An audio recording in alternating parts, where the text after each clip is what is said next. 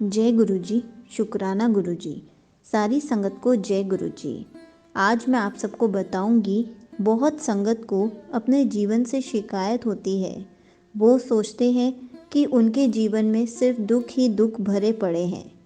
ऐसे लोगों को दूसरे लोगों की ज़िंदगी बहुत अच्छी लगती है। बहुत ही अच्छी इन्फॉर्मेशन दूंगी इस वीडियो में, इसलिए वीडियो को लाइक करके चैनल को सब्सक्राइब कर देना और कमेंट्स में जय गुरु जी लिखना मत भूलना। संगत जी, बहुत लोगों को अपने जीवन से शिकायत होती है। वो सोचते हैं कि उन्हें जीवन में दुख ही दुख मिले हैं। ऐसे लोगों को दूसरे लोगों की ज़िंदगी बहुत ही अच्छी लगती है, लेकिन आप ऐसा कभी मत सोचना। कुछ भी करने से पहले एक बार अपनी ज़िंदगी को दोस्तों की नज़रों से ज़रूर देखना।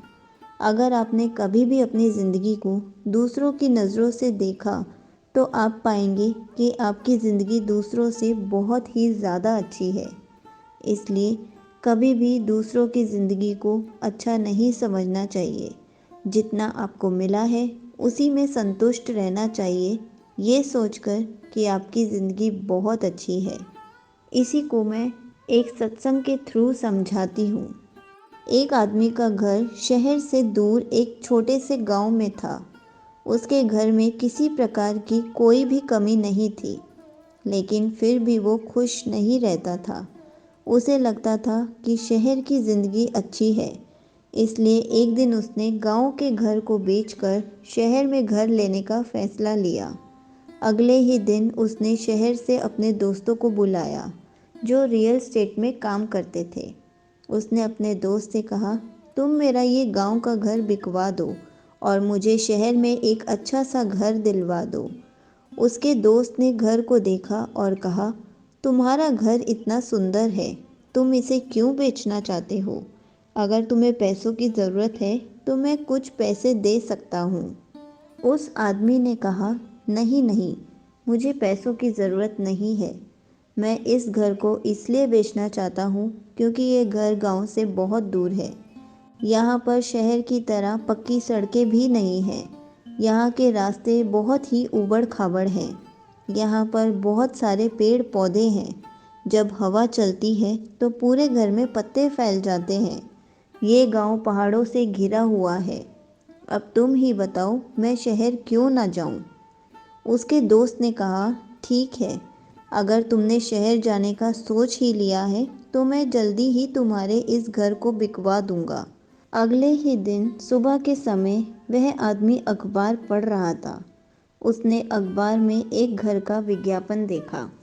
विज्ञापन में लिखा था, शहर की भीड़ भाड़ से दूर, पहाड़ियों से घिरा हुआ, हरियाली से भरा हुआ, ताज़ी हवा युक्त एक सुंदर घर में बसाएं अपने सपनों का घर। घर खरीदने के लिए नीचे दिए गए नंबर पर संपर्क करें। उस आदमी को विज्ञापन देखते ही घर पसंद आ गया। उसने उस घर को खरीदने का मन बना लिया। उसने जब उस नंबर पर फ़ोन किया तो वो हैरान रह गया, क्योंकि ये विज्ञापन उसी के घर का था। यह जानकर वह खुशी से झूम उठा।